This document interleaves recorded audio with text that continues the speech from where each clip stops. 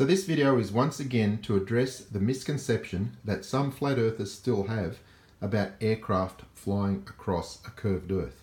There are still comments appearing regularly on my channel from flat earthers claiming that the aircraft must descend as it follows the curvature of the earth. Now, this is not the case. I have explained why it's not the case several times, and I'm going to approach it slightly differently this time, just by using an example of aircraft in formation. Now, what I have here are three aircraft. We have the lead aircraft, we have one in echelon right and one in echelon left. Now, that's a typical formation of three aircraft. Now, when aircraft are flying in formation, the aircraft on the wing, they take their bearing from the lead aircraft and they maintain relative position. So if the aircraft are flying across the curvature of the earth and they are in a steady formation like this, they will all be experiencing the same amount of curvature. Let's take a look at some math. So let's take a look at this flat earth logic, and again, acknowledging it's not all flat earthers, just a few. Why the earth curve calculator does not apply to a moving aircraft. It is relevant from a stationary observation point only. If we move 1 mile, we will see 8 inches of drop. If we look across 50 miles, there will be 20,000 inches of drop. That's 3.78 miles of drop. Looking across 51 miles, we have 20,808 inches of drop, 3.94 miles. So the difference between the beginning of the 51st mile and the end of the 51st mile will be 808 inches of drop. Now, according to the flat earthers who believe aircraft must descend, they will say that the aircraft must descend 808 inches travelling across that 51st mile. Now, this is where the logic falls apart. We're going to look at three aircraft in formation. Aircraft A is the lead aircraft. It's flying solo for 50 miles before it is joined by aircraft B and C. So let's say that is aircraft A. It has flown for 50 miles by itself, and then aircraft B and aircraft C join formation at the beginning of the 51st mile, and they fly the 51st mile together in formation. So let's have a look at where this flat earth logic falls apart completely. They fly in perfect formation for the 51st mile.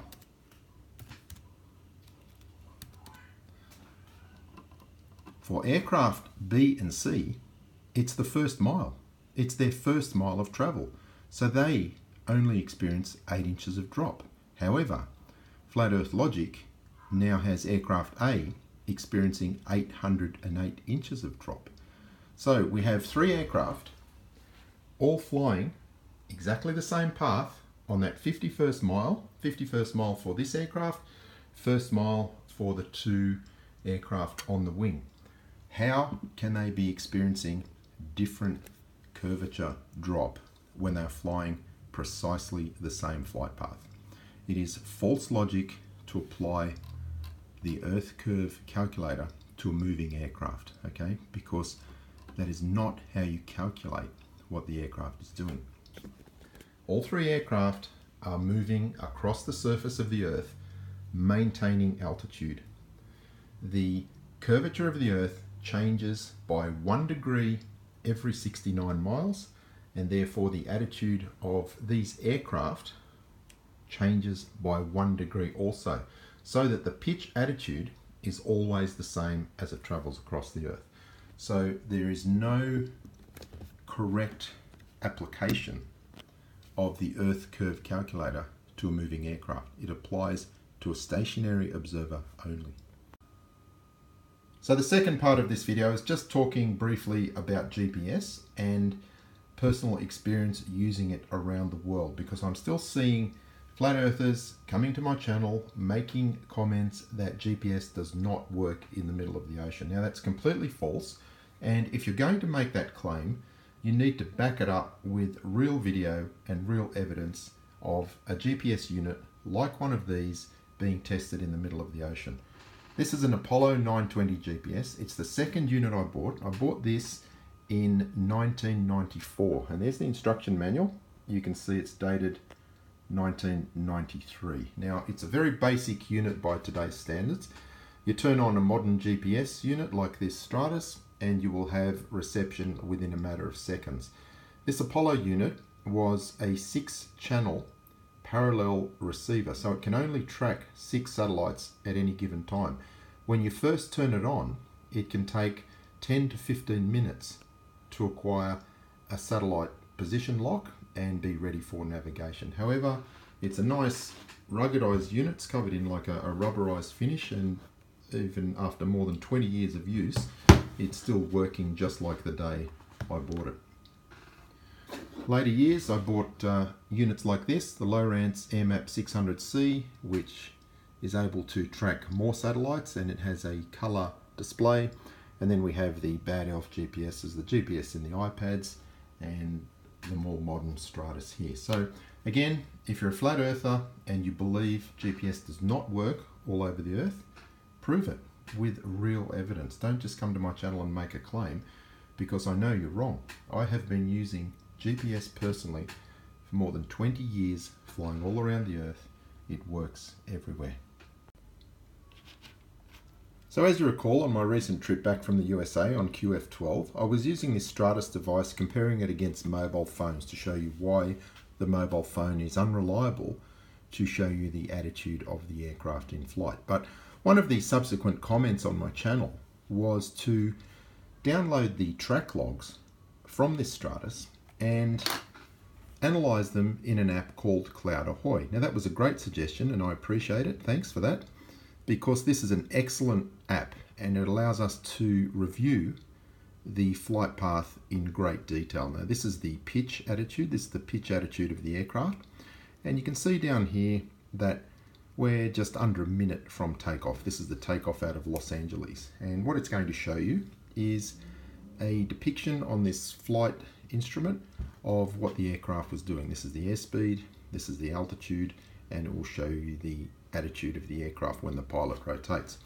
This green line is demonstrating the pitch attitude. Now remember that the pitch, as we define it with aircraft, is the pitch relative to true level. It's not absolute attitude. So even though when the aircraft is following the curvature of the earth, its absolute attitude is changing, that is not what we are going to see on this graph. This is showing us the pitch relative to the true level position underneath the aircraft at any given time. So as the absolute attitude of the aircraft is changing, it's actually matching the curvature of the earth. So as we're flying around the earth for many hours, there's very little change in pitch. In fact, the only change you're really going to see are small adjustments for altitude, and as the aircraft gets lighter, as it burns off fuel, it will require a slightly lower angle of attack. Now you can see the aircraft is accelerating. This is the recorded track log from the Stratus. When we hit 160 knots, the pilot will rotate to the 10-degree nose-up attitude, and you'll see that on the pitch scale here.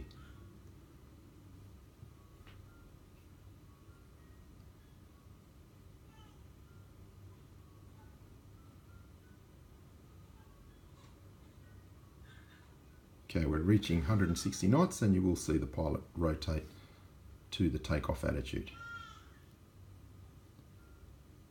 The rate of climb is increasing and now the altitude is increasing. 165 knots indicated.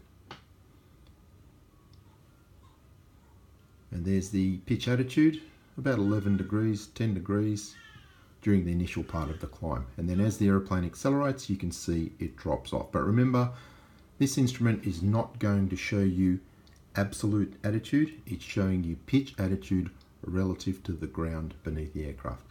So it's an excellent app, a great backup to the Stratus, which allows you to analyze the flight logs in detail, and I will be presenting a lot more information on several international flights in the future via this app.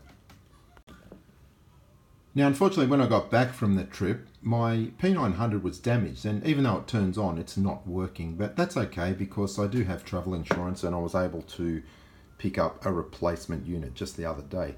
However, I now have a non-functioning P900, so I'm just going to put it out there to you guys. Do you want me to do a careful disassembly of this unit on video, or do you want me to do something a bit more exciting, like one of those tech rack style destruction videos where you destroy it with a hammer or a magnifying glass in sunlight or pour acid over it? So I'll leave that up to you guys, whatever you want me to do. Happy to disassemble it carefully or just destroy it violently, whatever you prefer to see.